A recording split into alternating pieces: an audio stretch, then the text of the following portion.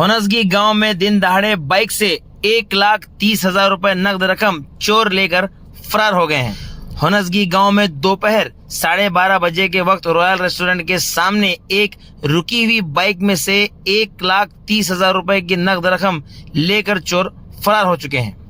गुंडलगिरी गांव के रहने वाले नौजवान मल्लेश वलाद बसप्पा यालगी जो कि SBI बैंक से 1,30,000 रुपए लेकर जब वो वापस जा रहे थे, उसी के बीच पेट्रोल डालने के लिए बोतल लेने के लिए जब वो गए, जो चोर उन पर नजर रखे हुए थे, यानी कि घात लगाकर जो चोर उन पर बैठे हुए थे, मौका पाकर उन लोगों ने बाइक से 1,30,000 रुपए नकद रकम लेकर फरार हो गए और ये सारा वाकया रेस्टोरेंट के CCTV कैमरे में कैद हो गया था। पुलिस ने केस को दर्ज कर लिया है इन्वेस्टिगेशन के लिए। आइए देखते हैं गुलबर्गा न्यूज की रिपोर्ट।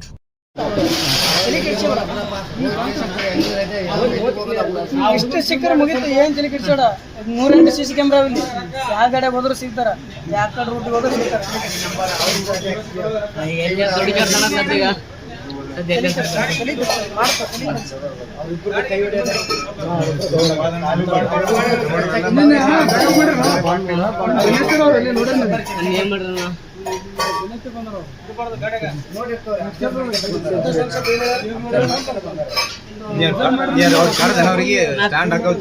ಅವರೇ ಬಂದ್ರಣ ಕೈಗೆ ಬಿತ್ತಣ, ಅವರೇ ಕರೆದು ಬಂದ್ರು.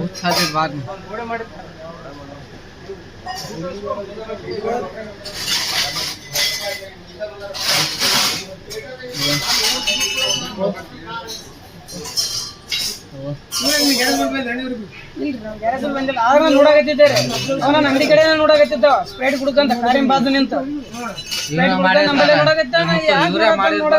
ಅಬ್ಸರ್ವ್ ಮಾಡಿದ ಡೌಟ್ ಬಂತ. ಬ್ಯಾಂಕ್ ನಿಂತ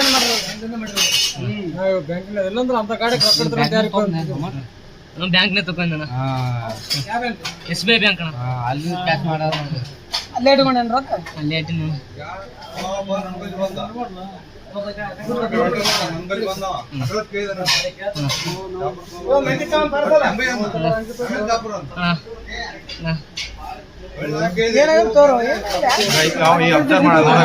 ಕಳ್ಳ ದೊಡ್ಡ ಕಳ್ಳ ಇವು.